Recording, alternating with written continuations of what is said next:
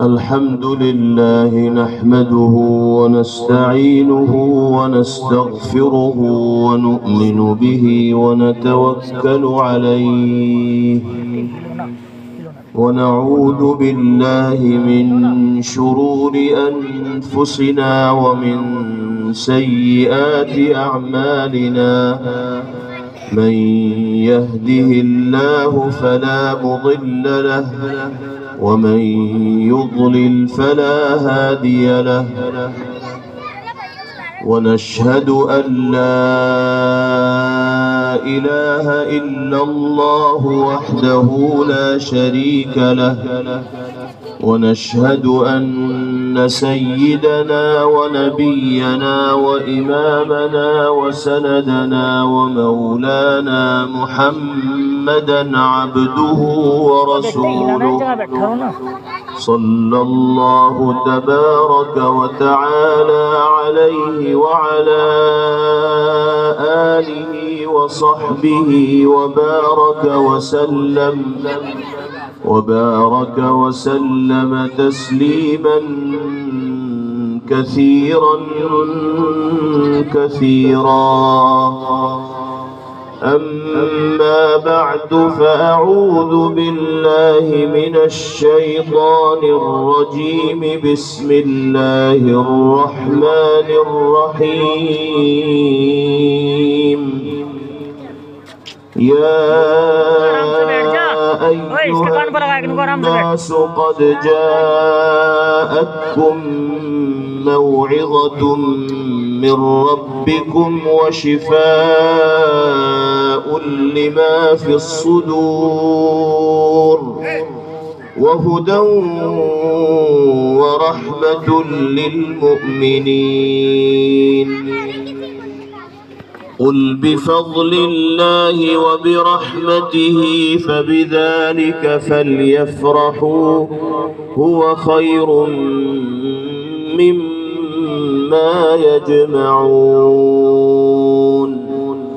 صدق الله مولانا العلي العظيم.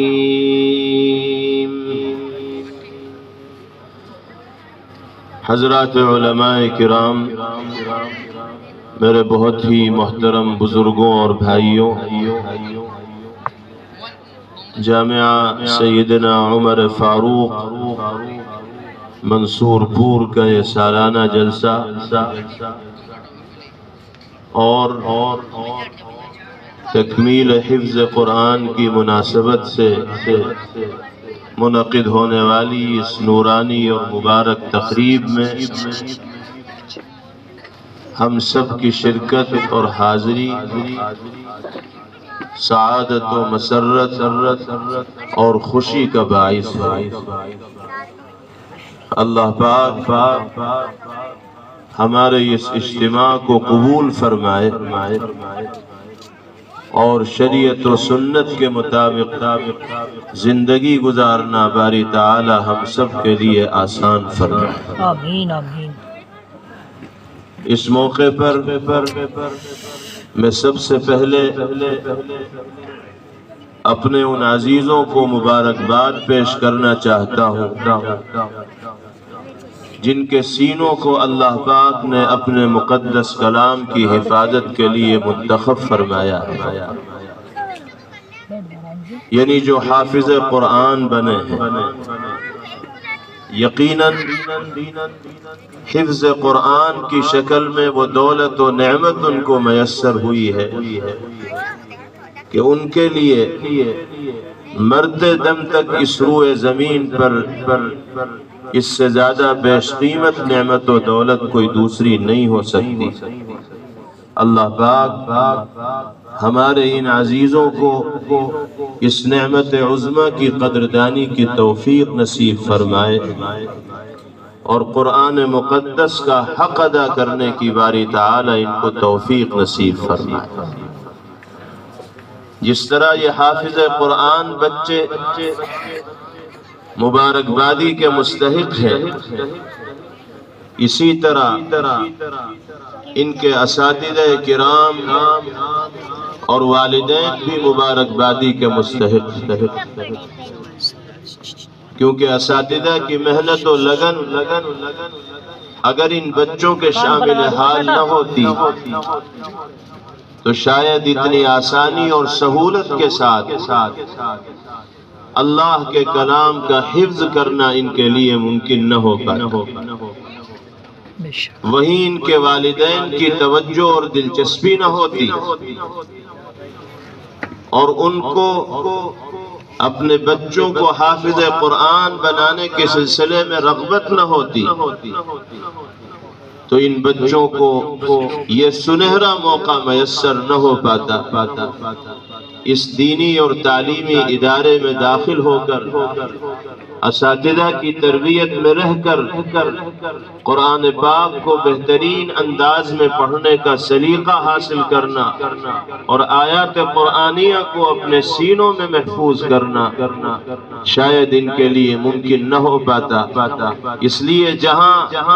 یہ بچے اعزاز و اکرام اور مبارکبادی کے مستحق ہیں وہیں ان کے اساتذہ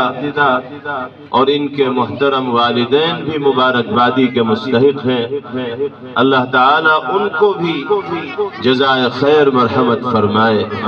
اور ہم سب کو قرآن پاک سے سچی وابستگی، عقیدت و محبت اور تعلق نصیب فرمائے۔ میرے بھائیوں اور بزرگوں، مدرسے کے سالانہ پروگراموں میں یہ تکمیل کلام اللہ کی مناسبت سے منعقد ہونے والی تقریبات میں حافظ قرآن بچوں کے سروں پر کرامت و اعزاز کی جو دستار باندھی جاتی ہے، ان کی جو عزت و افزائی اور حوصلہ افزائی کی جاتی ہے، اس کے دو مقصد ہوتے ہیں۔ ایک مقصد تو ان بچوں کی ہمت بندھانا ہوتا، ان کے دلوں کو بڑا کرنا ہوتا اور ان کے دل میں یہ بات بٹھانی ہوتی ہے کہ اللہ پاک نے قرآن مقدس کی شکل میں جو نعمت تمہیں عطا فرمائی ہے، اس سے زیادہ قیمتی نعمت و دولت تمہارے لیے کوئی دوسری نہیں ہو سکتی، اور اسی نعمت سے مناسبت کے نتیجے میں آج تمہیں یہ اعزاز دیا جا رہا ہے، آج تمہیں اکرام سے نوازا جا رہا ہے، آج تمہارے سروں پر دستار باندھی جا رہی ہے، تمہاری عزت افزائی ہو رہی ہے، تمہارے حوصلے کو بڑھایا جا رہا ہے۔ دوسرا مقصد اس طرح کے پروگراموں کو منعقد کر کے حفاظ کرام کو اعزاز و اکرام سے نواز کر کے عوام الناس کے دلوں میں قرآن پاک سے تعلق و ربط جوڑنے کے حوالے سے رغبت پیدا کرنی ہوتی ہے، اور یہ پیغام دینا مقصود ہوتا ہے کہ آج جس طرح ہمارے یہ عزیز بچے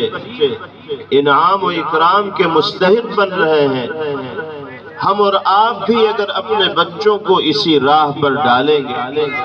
اور اللہ کے کلام کو پڑھنے کا سلیقہ ان کو سکھائیں گے،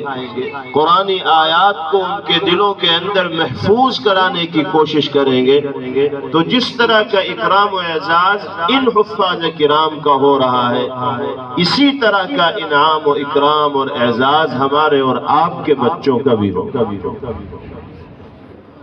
اور دنیا میں حفاظ کرام کو یہ اعزاز دیا جانا، حفاظ کرام کا اکرام کرنا، حفاظ کرام کی عزت افزائی اور حوصلہ افزائی کرنا، یہ تو ایک معمولی چیز ہے۔ حقیقت میں اللہ کے کلام سے تعلق رکھنے والے کا اعزاز تو اللہ پاک اولین و آخرین کے مجمع میں اپنے دربار میں فرمائے۔ اس دن جو مقام ہوگا قرآن سے تعلق رکھنے والوں کا، اس مقام پر دنیا رش کر رہی ہوگی، حسرت کر رہی ہوگی، اور لوگ اپنے دلوں کے اندر یہ آرزویں اور تمنائیں رکھ رہے ہوں گے کہ کاش کہ ہم نے بھی دنیا میں اللہ کے کلام سے رشتہ جوڑ لیا ہوتا تو آج ہمیں بھی اسی مقام و مرتبے کا مستحق بنایا جاتا جس مقام و مرتبے کے مستحق اللہ کے کلام سے مضبوط رشتہ رکھنے والے لوگ قرار دیے جا رہے ہیں۔ حقیقی اعزاز و اکرام تو اس دن ہوگا۔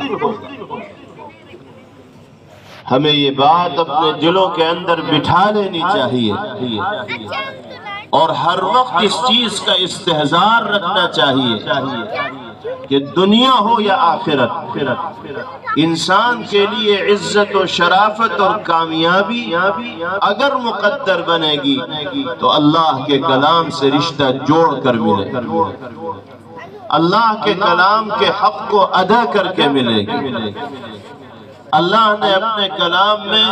زندگی گزارنے کا جو راستہ دکھایا ہے اس راستے پر چل کر ملے گی۔ دنیا کی عزت بھی قرآن سے جڑ کر انسان کو ملے گی، قبر کی تنہائیوں میں بھی اللہ کے کلام سے تعلق انسان کے کام آئے گا، اور روز محشر بھی انسان کی بگڑی اگر بنے گی اور بیڑا اگر پار ہوگا تو اس میں بڑا کردار اللہ کے کلام سے ربط و تعلق کا ہوگا۔ جناب رسول اللہ صلی اللہ علیہ وسلم ارشاد فرماتے ہیں اشراف امتی حملۃ القرآن، میری امت کے جو شرفاء ہیں، میری امت کے جو قابل احترام اور قابل توقیر لوگ ہیں، یہ وہی ہیں جن کے دلوں میں قرآن سے محبت پائی جاتی ہے، جو قرآن سے مناسبت رکھنے والے ہیں، جو قرآن پڑھنے کا سلیقہ جاننے والے ہیں، جو قرآنی تقاضوں پر عمل کرنے والے ہیں، جو قرآنی مطالبات کے مطابق زندگی گزارنے والے ہیں۔ جناب محمد الرسول اللہ صلی اللہ علیہ وسلم نے ارشاد فرما دیا کہ امت کے شرفاء کا مقام انہی لوگوں کو حاصل ہو۔ آج ہم دنیا میں چاہے جس چیز کو عزت و شرافت کا معیار قرار دے لیں، کوئی دھن اور دولت کو عزت و شرافت کا معیار سمجھتا ہے، کوئی کسی خاندان سے وابستگی کو عزت و شرافت کا معیار سمجھتا ہے، کوئی دنیا کے کسی معمولی عہدے اور منصب پر فائز ہونے کو عزت و شرافت کا معیار سمجھتا ہے، کوئی زندگی کے کسی میدان میں نمایاں کام کر لینے کو عزت و شرافت کا معیار سمجھتا ہے۔ یاد رکھیے اللہ اور اس کے رسول صلی اللہ علیہ وسلم کی نگاہ میں ایک انسان کے لیے حقیقی عزت و شرافت کا معیار اگر کوئی چیز ہو سکتی ہے تو وہ اللہ پاک کے پاکیزہ کلام قرآن مقدس سے رشتہ اور تعلق۔ اگر بہت سے مال و دولت کے ہم مالک بن جائیں، زمین و جائیداد اور جاگیر ہمارے قبضے میں آ جائے، کسی باعزت سمجھے جانے والے خاندان سے ہمارا رشتہ جڑ جائے، دنیا کا کوئی عہدہ اور منصب ہمارے پاس آ جائے، لیکن اللہ کے کلام کا حق ادا کرنا ہماری زندگی میں دکھائی نہ دیتا ہو،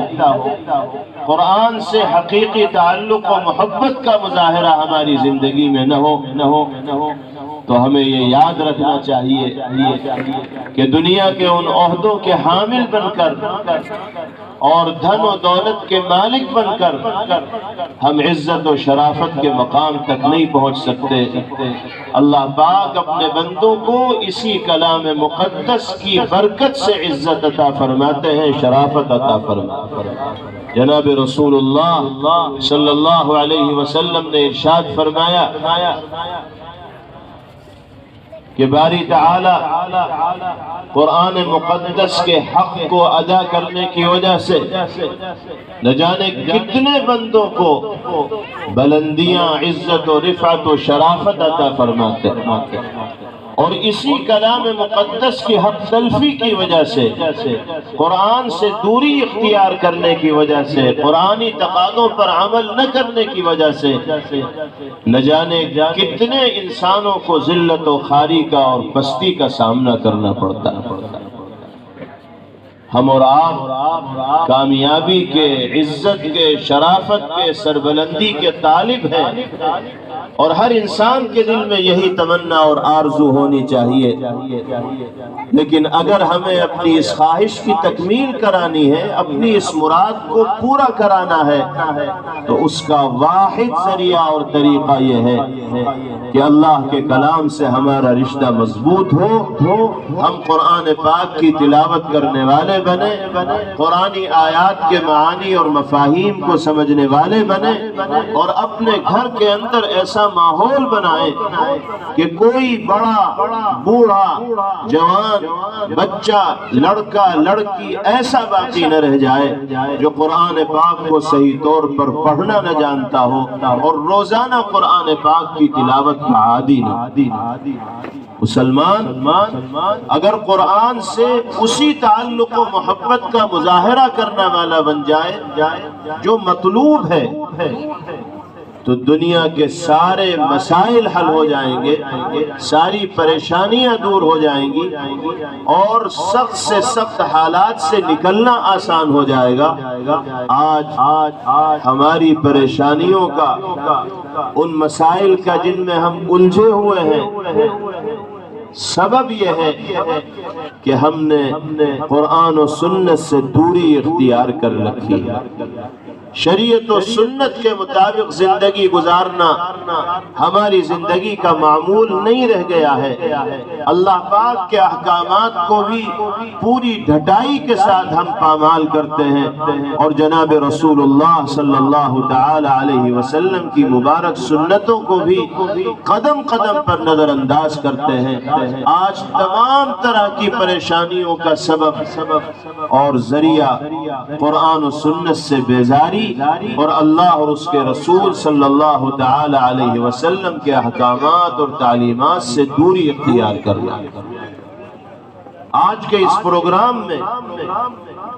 جو دین کی نسبت پر منعقد ہو رہا ہے، قرآن پاک کی نسبت پر منعقد ہو رہا ہے، ہمیں یہ عزم کر کے اور ارادہ کر کے اٹھنا ہے اور جانا ہے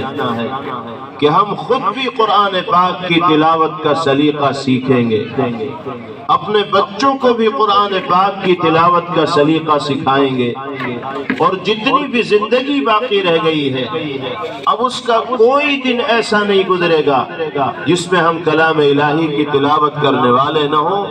اور قرآنی تقاضوں اور قرآنی مطالبات پر عمل کرنے کا سچا جذبہ اور نمونہ ہمارے دلوں کے اندر نہ پایا جائے۔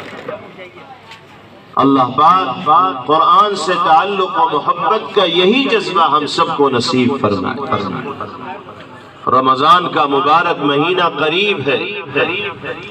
اس مہینے کا قرآن کریم سے بڑا گہرا ربط و تعلق ہے۔ اللہ نے قرآن پاک کا تعارف رمضان کے ذکر کے ذریعے فرمایا، اور رمضان کا تعارف قرآن پاک کے ذریعے فرمایا۔ باری تعالیٰ کی اس تعبیر سے، اللہ تعالیٰ کی اس انداز سے یہ پتہ چلا کہ قرآن اور رمضان میں کتنا گہرا رشتہ اور تعلق۔ چنانچہ قرآن پاک کے سلسلے میں باری تعالیٰ نے ارشاد فرمایا،